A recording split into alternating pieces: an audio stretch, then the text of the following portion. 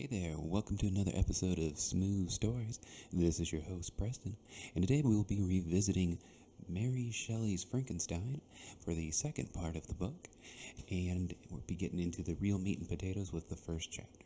Let's begin.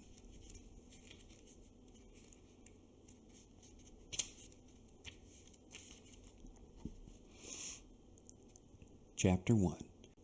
I am by birth a Genovese, and my family is one of the most distinguished of that republic. My ancestors had been for many years counselors and syndics, and my father had filled several public situations with honor and reputation. He was respected by all who knew him for his integrity and indefatigable attention to public business. He passed his younger days perpetually occupied by the affairs of his country. A variety of circumstances had prevented his marrying early, nor was it until the decline of life that he became a husband and the father of a family. As the circumstances of his marriage illustrate his character, I cannot refrain from relating them. One of his most intimate friends was a merchant, who, from a flourishing state, fell through numerous mischances into poverty. This man, whose name was Barefort, was of a proud and unbending disposition, and could not bear to live in poverty and oblivion in the same country where he had formerly been distinguished for his rank and magnificence. Having paid his debts, therefore, in the most honorable manner, he retreated with his daughter to the town of Luscren, where he lived unknown and in wretchedness. My father loved Barefort with the truest friendship, and was deeply grieved by his retreat in these unfortunate circumstances. He bitterly deplored the false pride which led his friend to a conduct so little worthy of the affection that united them. He lost no time in endeavoring to seek him out, with the hope of persuading him to begin the world again through his credit and assistance. Barefort had taken effectual measures to conceal himself, and it was 10 months before my father discovered his abode. Overjoyed at his discovery, he hastened to the house, which was situated in a mean street, near the Ruse. But when he entered, misery and despair alone welcomed him. Barefort had saved but a very small sum of money from the wreck of his fortunes, but it was sufficient to provide him with sustenance for some months, and in the meantime he hoped to procure some respectable employment in a merchant's house. The interval was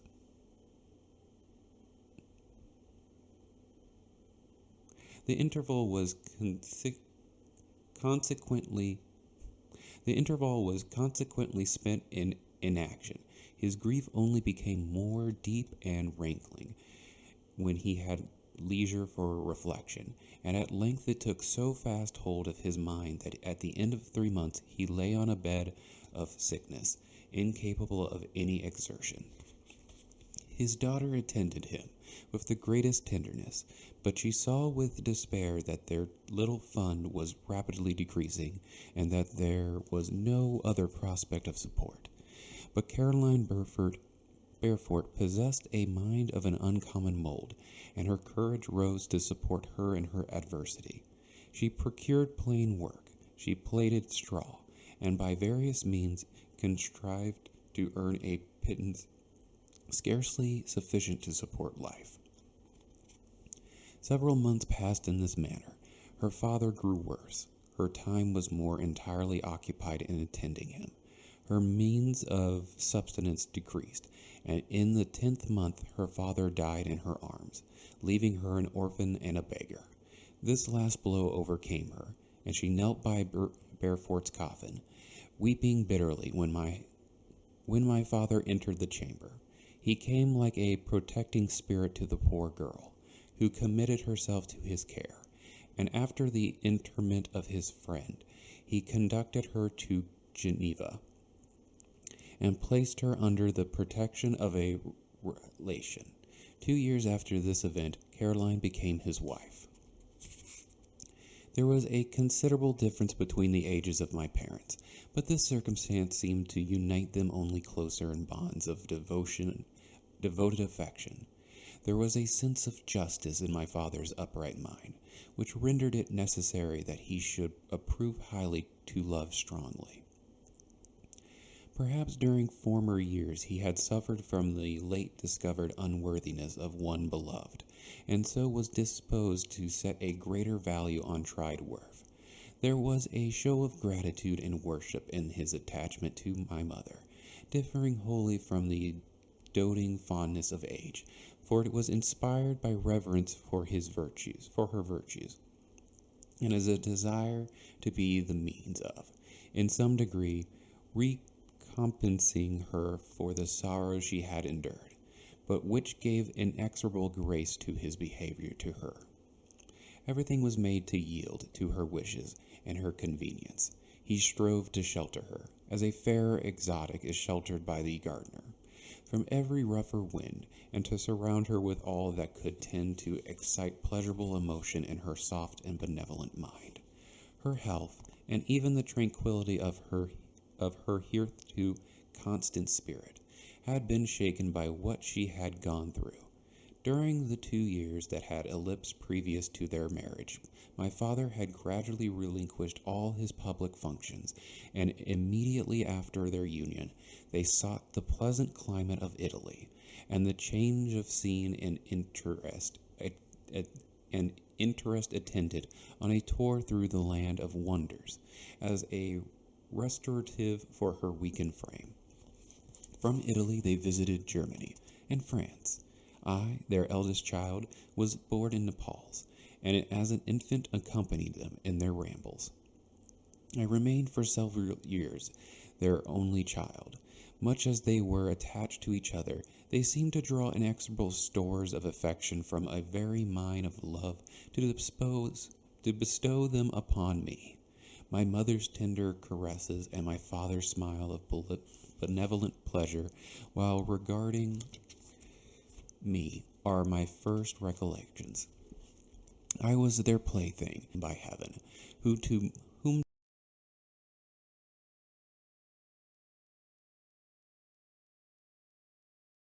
bring up to good, and whose future lot was in their hands to direct to happiness or misery, according as they fulfilled their duties towards me. With this deep consciousness of what they owed towards the being to which they had given life, added to the active spirit of tenderness that animated both, it may be imagined that while during every hour of my infant life I received a lesson of patience, of charity, and of self-control, I was so guided by a silken cord that all seemed but one train of enjoyment to me. For a long time I was their only care. My mother had much desire to have a daughter, but I continued their single offspring. When I was about 5 years old, while making an excursion beyond the frontiers of Italy, they passed a week on the shores of the Lake of Como. Their benevolent disposition often made them enter the cottages of the poor. This, to my mother, was more than a duty. It was a necessity, a passion, remembering what she had suffered and how she had been relieved, for her to act in her turn the guardian angel to the afflicted.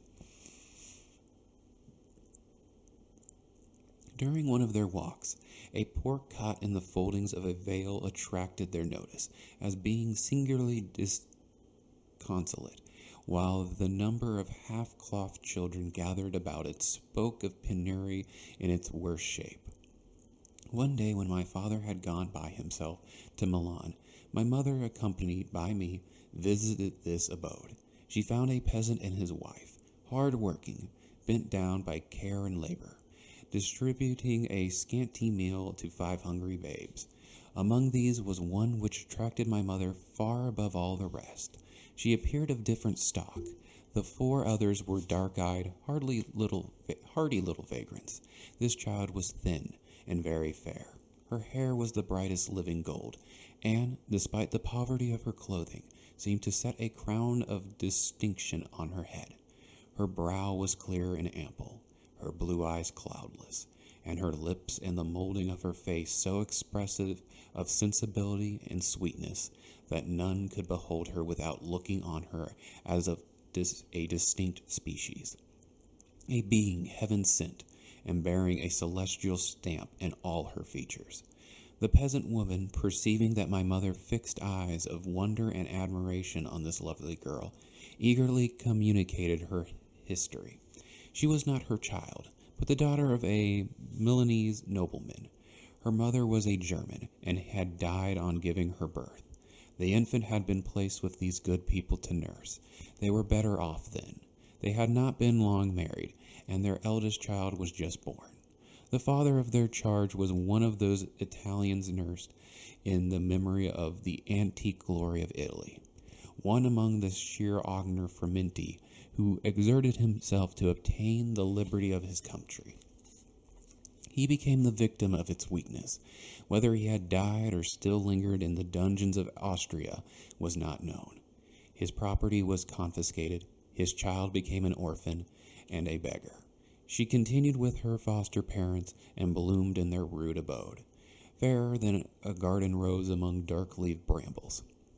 When my father returned from Milan, he found playing with me in the hall of our villa a child, fairer than pictured cherub, creature who seemed to shed radiance from her looks, and whose form and motions were lighter than the cameos of the hills. The apparition was soon explained. With his permission, my mother prevailed on her rustic guardians to yield their charge to her. They were fond of the sweet orphan. Her presence had seemed a blessing to them, but it would be unfair to her to keep her in poverty and want, when Providence afforded her such powerful protection. They consulted their village priest, and the result was that Elizabeth Lavinza became the inmate of my parents' house, my more than sister, the beautiful and adored companion of all my occupations and my pleasures. Everyone loved Elizabeth. The passionate and almost reverential attachment with which all regarded her became, while I shared it, my pride and my delight. On the evening previous to her being brought to my home, my mother had said playfully, "I have a pretty present for my Victor. Tomorrow he shall have it." And when on the morrow she presented Elizabeth to me as her promised gift, I, with childish seriousness, interpreted her words literally, and looked upon Elizabeth as mine to protect, love, and cherish. All praises bestowed on her I received as made to a possession of my own. We called each other familiarly by the name of cousin. No word, no expression could body forth the kind of relation in which she stood to me, my more than sister, since till death she was to be mine only. Chapter 2. We were brought up together. There was not quite a year difference in our ages. I need not say that we were strangers to any species of disunion or dispute. Harmony was the soul of our companionship, and the diversity and contrast that substituted in our characters drew us nearer together. Elizabeth was of a calmer and more concentrated disposition, but with all of my ardor, I was capable of a more intense application, and was more deeply smitten with the thirst for knowledge. She busied herself with following the aerial creations of the poets, and in the majestic and wondrous scenes which surrounded our Swiss home, the sublime shapes of the mountains, the changes of the seasons, tempest and calm, the silence of winter, and the life and turbulence of our alpine summers. She found ample scope for our admiration and delight, while my companion contemplated with a serious and satisfied spirit the magnificent appearances of things. I delighted in investigating their causes. The world was to me a secret which I desired to divine. Curiosity, earnest research to learn the hidden laws of nature. Gladness akin to rapture, as they were unfolded to me, are among the earliest sensations I can remember. On the birth of a second son, my junior, by 7 years, my parents gave up entirely their wandering life and fixed themselves in their native country. We, po- we possessed a house in Geneva and a campaign on Bellerive, the eastern shore of the lake, at the distance of rather more than a league from the city. We resided principally in the latter, and the lives of my parents were passed in considerable seclusion. It was my temper to avoid a crowd, and to attach myself fervently to a few. I was indifferent, therefore, to my schoolfellows in general, but I united myself in the bonds of the closest friendship to one among them. Henry Cleverel. Henry Cleverel was the son of a merchant of Geneva. He was a boy of singular talent and fancy. He loved enterprise, hardship, and even danger, for its own sake. He was deeply read in books of chivalry and romance. He composed heroic songs and began to write many a tale of enchantment and knightly adventure. He tried to make us act plays and to enter into masquerades in which the characters were drawn from the heroes of Roncesvalles, of the Round Table of King Arthur, and the chivalrous train who shed their blood to redeem the holy sepulchre from the hands of the infidels. No human being could have passed a happier childhood than myself. My parents were possessed by the very spirit of kindness and indulgence. We felt that they were not the tyrants to rule our lot according to their caprice, but the agents and creators of all the many delights which we enjoyed. When I mingled with other families, I distinctly discerned how peculiarly fortunate my lot was, and gratitude assisted my development of filial love. My temper was sometimes violent, and my passions vehement, but by some law in my temperature they were turned, not towards childish pursuits, but to an eager desire to learn, and not to learn of all things indiscriminately. I confess that neither the structure of languages, nor the code of governments, nor the politics of various states possessed attractions for me. It was the secrets of heaven and earth that I desired to learn, and whether it was the outward substance of things, or the inner spirit of nature and the mysterious soul of man that occupied me. Still my inquiries were directed to the metaphysical, or, in its highest sense, the physical secrets of the world. Meanwhile, Cleverel occupied himself, so to speak, with the moral relations of things, the busy stage of life, the virtue of heroes, and the action of men, where his theme and his hope and his dream was to become one among those whose names are recorded in a story, as the gallant and adventurous benefactors of our species. The saintly soul of Elizabeth shone like a shrine dedicated lamp in our peaceful home. Her sympathy was ours, her smile, her soft voice, the sweet glance of her celestial eyes were ever there to bless and animate us. She was the living spirit of love, to soften and attract. I might have become sullen in my study, rough through the ardor of my nature, but that she was there to subdue me to a semblance of her own gentleness, and Cleverel could aught ill enrich on the noble spirit of Cleverel. Yet he might not have been so perfectly humane, so thoughtful in his generosity, so full of kindness and tenderness amidst his passions for adventurous exploit, had she not unfolded to him the real loveliness of beneficence, and made the doing good the end and aim of his soaring ambition. I feel exquisite pleasure in dwelling on the recollections of childhood, before misfortune had tainted my mind and changed its bright visions of extensive usefulness into gloomy and narrow reflections upon self. Besides, in drawing the picture of my early days, I also record those events which led by insensible steps to my after tale of misery. For when I was For when I would account to myself for the birth of that passion which afterwards ruled my destiny, I find it arise, like a mountain river, from ignoble and almost forgotten sources. But swelling as it proceeded, it became the torrent which in its course had swept away all my hopes and joys.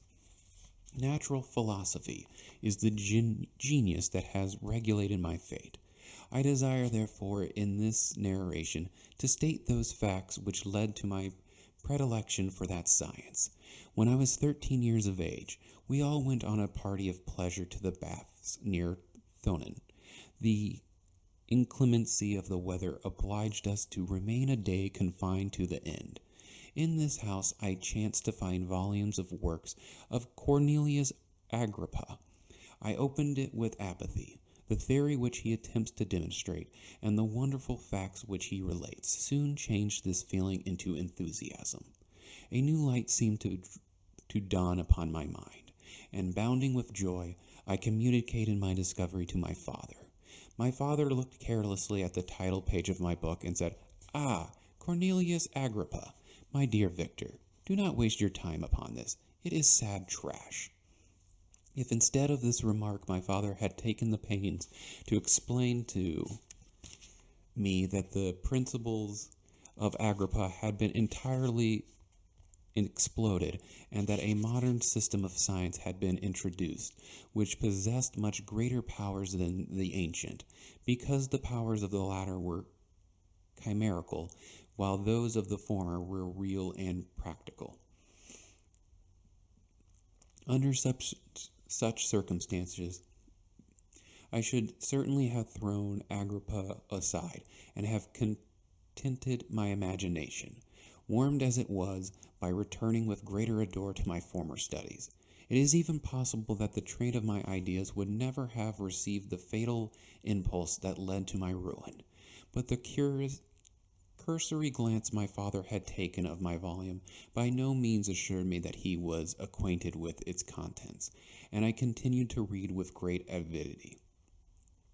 When I returned to Paracelsus and Albertus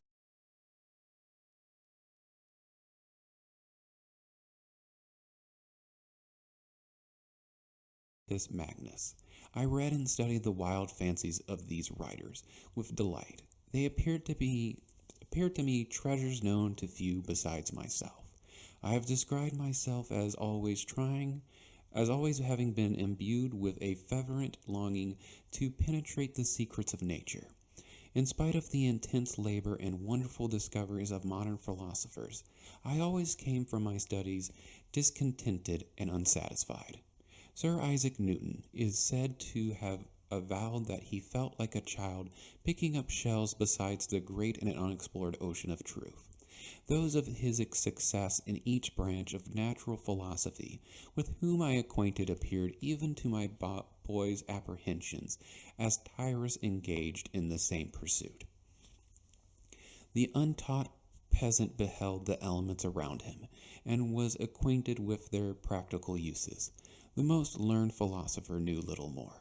He had partially unveiled the face of nature, but her immortal lineaments were still a wonder and a mystery. He might dissect, anatomize, and give names, but not to speak of a final cause, because in their secondary and tertiary grades were utterly unknown to him. I had gazed upon the fortifications and impediments that seemed to keep human beings from entering the citadel of nature, and rashly and ignorantly I had repined. But here were books, and here were men who had penetrated deeper and knew more. I took their word for all that they averred, and I became their disciple. It may appear strange that such should arise in the 18th century, but while I followed the routine of education in the schools of Geneva, I was, to a great degree, self-taught with regard to my favorite studies. My father was not scientific, and I was left to struggle with a child's blindness, added to a student's thirst for knowledge. Under the guidance of my new preceptors, I entered with the greatest diligence into the search of the philosopher's stone and the elixir of life. but the latter soon obtained my undivided attention. Wealth was an inferior object, but what glory would attend the discovery if I could banish disease from the human frame, and render man invulnerable to any but a violent death? Nor were these my only visions. The raising of ghosts or devils was a promise liberally accorded by my favorite authors, the fulfillment of which I most eagerly sought, and if my incantations were always unsuccessful, I attributed the failure rather to my own inexperience and mistake than to a want of skill or fidelity in my instructors. And thus, for a time, I was occupied by exploded systems, mingling like an unadept, a thousand contradictory theories, and floundering desperately in a very slough of multifarious knowledge, guided by an ardent imagination and childish reasoning, till an accident again changed the current of my ideas. When I was about 15 years old, we had retired to our house near Belrive, when we witnessed a most violent and terrible thunderstorm. It advanced from behind the mountains of Jura, and the thunder burst at once with frightful loudness from various quarters of the heavens. I remained, while the storm lasted, watching it progress with curiosity and delight. As I stood at the door, on a sudden I beheld a stream of fire issue from an old and beautiful oak, which stood about 20 yards from our house, and soon as the dazzling light vanished, the oak had disappeared, and nothing remained but a blasted stump. When we visited the next morning, we found the tree shattered in a singular manner. It was not splintered by the shock, but entirely reduced to thin ribbons of wood. I never beheld anything so utterly destroyed. Before this, I was not unacquainted with the more obvious laws of electricity.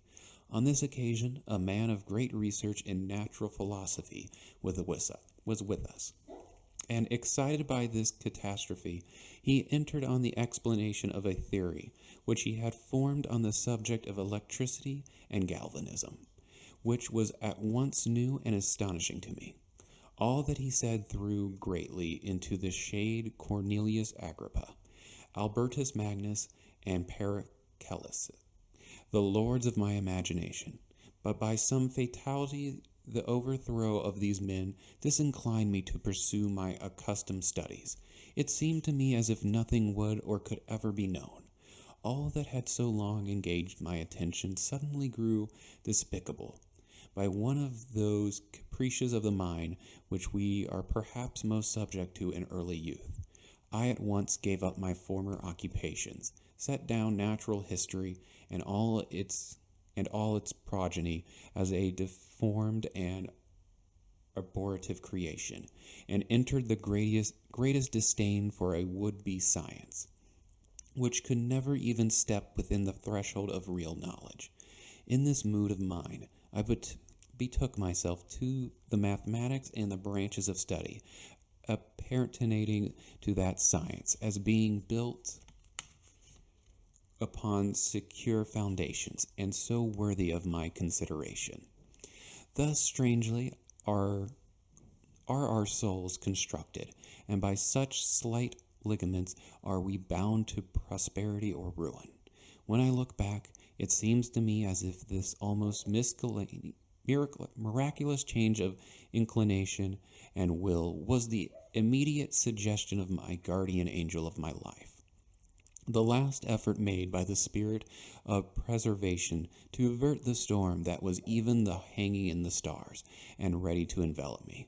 Her victory was announced by an unusual tranquility and gladness of soul, which followed the relinquishing of my ancient and latterly tormenting studies. It was thus that I was to be taught to associate evil with their prosecution, happiness with their disregard. It was a strong effort to the spirit of good, but it was ineffectual. Destiny was too potent, and her immeasurable laws had decreed my utter and terrible destruction. All right, that's going to do it for this episode. Please let me know what you think so far of the story, and like and subscribe. And as always, be sure to be kind to yourself and to others, and have a great rest of your night. Bye.